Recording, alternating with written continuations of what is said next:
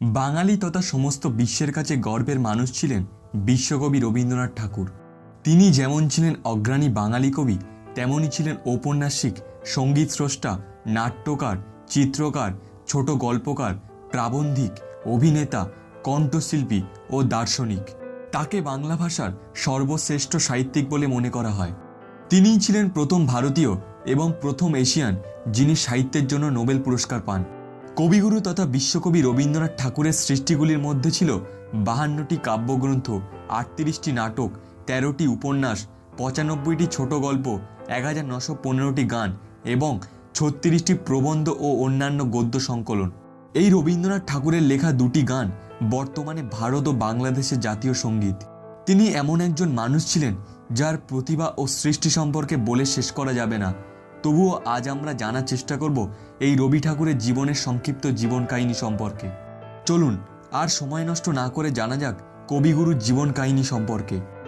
ইংরেজিতে 7ই মে 1861 সাল এবং বাংলায় 1268 বঙ্গাব্দের 25শে বৈশাখ কলকাতার জোড়াসাঁকোতে এক ঠাকুর পরিবারে তার জন্ম। তিনি ছিলেন বাবা দেবেন্দ্রনাথ ঠাকুর ও মাতা সারদা সুন্দরী দেবীর 14তম সন্তান। ছোটবেলা থেকেই স্কুলের 4 দেওয়ালের মাঝে পড়াশুনো তার একেবারেই অপছন্দের ছিল। ছোটবেলাতে কবিগুরুকে কলকাতার oriental seminary, normal school, Bengal academy এবং সেন্ট জেভিয়ার্স কলেজিয়েট স্কুলের মতো 4টি আলাদা আলাদা স্কুলে ভর্তি করানো হয়, কিন্তু কোনোটাই তার পছন্দের ছিল না। তাই এক প্রকার বাধ্য হয়ে পিতা দেবেন্দ্রনাথ ঠাকুর বাড়িতে গৃহশিক্ষক রেখেই তার শিক্ষার ব্যবস্থা করেন। ছোটবেলা থেকেই রবীন্দ্রনাথ ঠাকুরের গান, আবৃত্তি, নাটক, সাহিত্য প্রভৃতির প্রতি প্রবলভাবে আকর্ষণ জন্মায় এবং মাত্র 8 বছর বয়সে তিনি কবিতা লেখা শুরু করেন এবং 1874 সালে তথ্যবোধিনী পত্রিকাতে তার প্রথম অভিলাষ কবিতাটি প্রকাশিত হয়। এটিই ছিল তার প্রথম প্রকাশিত রচনা। সাল 1875। যখন রবীন্দ্রনাথ ঠাকুরের মাত্র 14 বছর বয়স, তখন তার মা মারা যান। যেহেতু পিতা দেবেন্দ্রনাথ ঠাকুর ভ্রমণের নেশায় বেশিরভাগ সময় কলকাতার বাইরে থাকতেন, তাই রবি ঠাকুরের ছোটবেলা কাটে বাড়ির চাকর বাকর ও দাদা দিদিদের শাসনে। সাল 1877 তিনি ভিখারিনী নামে বাংলা সাহিত্যের প্রথম ছোট গল্প লেখেন এবং 1878 সালে প্রকাশিত হয় রবি ঠাকুরের প্রথম কাব্যগ্রন্থ তথা প্রথম মুদ্রিত গ্রন্থ কবি কাহিনী। সাল 1878 ব্যারিস্টারি পড়ার উদ্দেশ্যে রবি ঠাকুরকে ইংল্যান্ডে পাঠানো হয়। প্রথমে তিনি ব্রাইটনের একটি পাবলিক স্কুলে ভর্তি হন এবং পরে 1889 সালে ইউনিভার্সিটি কলেজ লন্ডনে আইনবিদ্যা নিয়ে পড়াশুনো শুরু করেন। কিন্তু এই আইনবিদ্যা নিয়ে পড়াশুনোতে তার কোনো ইচ্ছা ছিল না, তাই তিনি সবসময় সাহিত্য চর্চা নিয়ে মেতে থাকতেন। ইংল্যান্ডে থাকাকালীন শেক্সপিয়ার ও অন্যান্য ইংরেজ সাহিত্যিকদের রচনার সঙ্গে রবীন্দ্রনাথ ঠাকুরের পরিচয় ঘটে এবং তাদের লেখাগুলি তিনি গভীর মনোযোগ সহকারে পাঠ করতেন।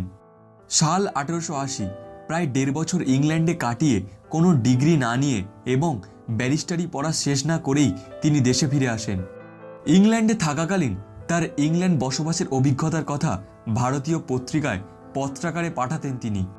1881 সালে এই পত্রাবলী জরুপ প্রবাসীর পত্র নামে গ্রন্থাকারে ছাপা হয়, আর এটিই ছিল রবি ঠাকুরের প্রথম চলিত ভাষায় লেখা গদ্য গ্রন্থ। সাল 1883 9ই ডিসেম্বর বাংলায় 1290 বঙ্গাব্দের 24শে অগ্রহায়ণ ঠাকুরবাড়ির একজন কর্মচারী বেণীমাধব রায়চৌধুরীর কন্যা ভবতারিণীর সঙ্গে রবি ঠাকুরের বিবাহ সম্পন্ন হয়। বিবাহিত জীবনে এই ভবতারিণী দেবীর নামকরণ হয়েছিল মৃণালিনী দেবী। এরপর রবীন্দ্রনাথ ঠাকুর 5টি সন্তানের জন্ম দেন, যারা ছিলেন মাধুরীলতা, রথীন্দ্রনাথ, রেণুকা, মীরা এবং সমীন্দ্রনাথ। এদের মধ্যে অতি অল্প বয়সেই রেণুকা ও সমীন্দ্রনাথ মারা যান। সাল 1890 রবীন্দ্রনাথ ঠাকুরের আরেক বিখ্যাত কাব্যগ্রন্থ মানসী প্রকাশিত হয়। এই 20 থেকে 30 বছরের মধ্যে তার আরও কয়েকটি উল্লেখযোগ্য কাব্যগ্রন্থ ও গীত সংকলন প্রকাশিত হয়েছিল। এগুলি হল প্রভাত সঙ্গীত, শৈশব সঙ্গীত, রবির ছায়া, কড়ি ও কমল। সাল 1891 পিতার আদেশে তিনি নদিয়ার পাবনা ও রাজশাহী জেলা এবং উড়িষ্যার জমিদারিগুলির দেখাশোনা শুরু করেন। 1891 সাল থেকে 1895 সাল পর্যন্ত নিজের সম্পাদিত সাধনা পত্রিকায় রবি ঠাকুরের বেশ কিছু উৎকৃষ্ট রচনা প্রকাশিত হয়। তার সাহিত্য জীবনের এই পর্যায়টি তাই সাধনা পর্যায় নামে পরিচিত। সাল 1901 রবীন্দ্রনাথ ঠাকুর সপরিবারে বীরভূম জেলার বোলপুর শহরে অবস্থিত শান্তিনিকেতনে চলে আসেন। এখানে দেবেন্দ্রনাথ ঠাকুর 1888 সালে একটি আশ্রম এবং 1891 সালে একটি ব্রহ্ম মন্দির প্রতিষ্ঠা করেছিলেন। এই আশ্রমের বাগানে একটি গ্রন্থাগার নিয়ে রবীন্দ্রনাথ ঠাকুর চালু করলেন ব্রহ্ম বিদ্যালয় নামে একটি পরীক্ষামূলক স্কুল। এরপর রবি ঠাকুরের জীবনে শুরু হয় একটি দুঃখ কষ্ট ভরা বেদনাদায়ক অধ্যায়। 1902 সালে 23শে সেপ্টেম্বর মাত্র 30 বছর বয়সে কবিপত্নী মৃণালিনী দেবী মারা যান। এরপর 1903 সালের 19শে সেপ্টেম্বর কন্যা রেণুকা, 1905 সালে 19শে জানুয়ারি পিতা দেবেন্দ্রনাথ ঠাকুর ও 1907 সালে 23শে নভেম্বর কনিষ্ঠ পুত্র সমীন্দ্রনাথ মারা যান। এসবের মধ্যেই 1905 সালে রবীন্দ্রনাথ ঠাকুর বঙ্গভঙ্গ বিরোধী স্বদেশী আন্দোলনের সঙ্গে জড়িয়ে পড়েন। 1906 ও 1907 সালে যথাক্রমে রবীন্দ্রনাথ ঠাকুর তার জ্যেষ্ঠ পুত্র রথীন্দ্রনাথ ঠাকুর ও জামাতা নগেন্দ্রনাথ গঙ্গোপাধ্যায়কে কৃষিবিজ্ঞান শেখানোর জন্য মার্কিন যুক্তরাষ্ট্রে পাঠান। এই সময় শান্তিনিকেতনের ব্রহ্ম বিদ্যালয়ের অর্থ সংকট তীব্র হয়ে ওঠে।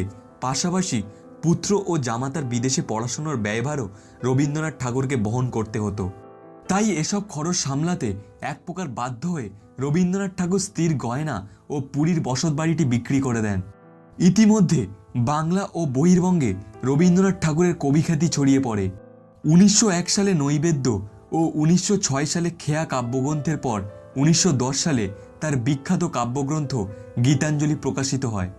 সাল 1913 এই গীতাঞ্জলি কাব্যগ্রন্থের ইংরাজি অনুবাদের জন্য সুইডিশ একাডেমি রবীন্দ্রনাথ ঠাকুরকে সাহিত্যের নোবেল পুরস্কার প্রদান করেন এবং 1915 সালে ব্রিটিশ সরকার তাকে স্যার বা নাইটহুড উপাধি দেন।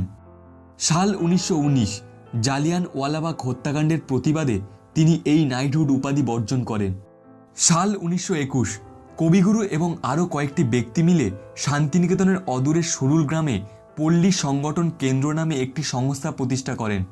এই সংস্থার উদ্দেশ্য ছিল কৃষির উন্নতি সাধন, ম্যালেরিয়া ইত্যাদি রোগ নিবারণ, চিকিৎসার সুব্যবস্থা এবং সাধারণ গ্রামবাসীর মধ্যে স্বাস্থ্য সচেতনতা বৃদ্ধি করা। 1923 সালে রবীন্দ্রনাথ ঠাকুর এই সংস্থার নাম পরিবর্তন করে রাখেন শ্রীনিকেতন। জীবনের শেষ দশায় রবীন্দ্রনাথের মোট 50টি গ্রন্থ প্রকাশিত হয়।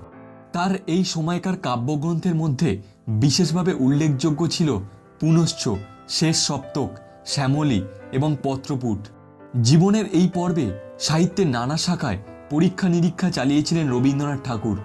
তার এই পরীক্ষা নিরীক্ষার ফসল হল তার একাধিক গদ্য গীতিকা ও নৃত্যনাট্য চিত্রাঙ্গদা। এছাড়া রবীন্দ্রনাথ আরও 3টি উপন্যাস বন, মালঞ্চ ও 4 অধ্যায় এই পর্বেই রচনা করেছিলেন। তার অধিকাংশই ছবি জীবনের এই পর্বেই আঁকা। এর সঙ্গে সঙ্গে জীবনের শেষ বছরগুলিতে তিনি বিজ্ঞান বিষয়ে আগ্রহী হয়ে উঠেছিলেন। 1937 সালে প্রকাশিত হয় তার বিজ্ঞান বিষয়ক প্রবন্ধ সংকলন বিশ্ব পরিচয়। জীবনের শেষ 4 বছর ছিল তার ধারাবাহিক শারীরিক অসুস্থতার সময়। এই সময়ের মধ্যে দুবার অত্যন্ত অসুস্থ অবস্থায় শয্যাশায়ী থাকতে হয়েছিল তাকে। 1937 সালে একবার চৈতন্য হারিয়ে আশঙ্কাজনক অবস্থা হয়েছিল কবিগুরুর। সেবার সেরে উঠলেও 1940 সালে অসুস্থ হওয়ার পর আর তিনি সেরে উঠতে পারেননি।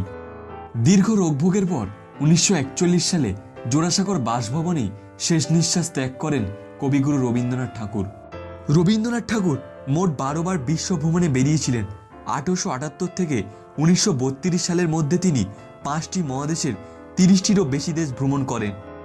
ইংল্যান্ড, মার্কিন যুক্তরাষ্ট্র থেকে শুরু করে রাশিয়া, সুইডেন, জাপান, চীন, Peru, Germany, Argentina, Mexico, Greece, তুরস্ক, ফ্রান্স, মিশর প্রভৃতি 30টি দেশ ভ্রমণ করে ভারতে ফিরে আসেন তিনি।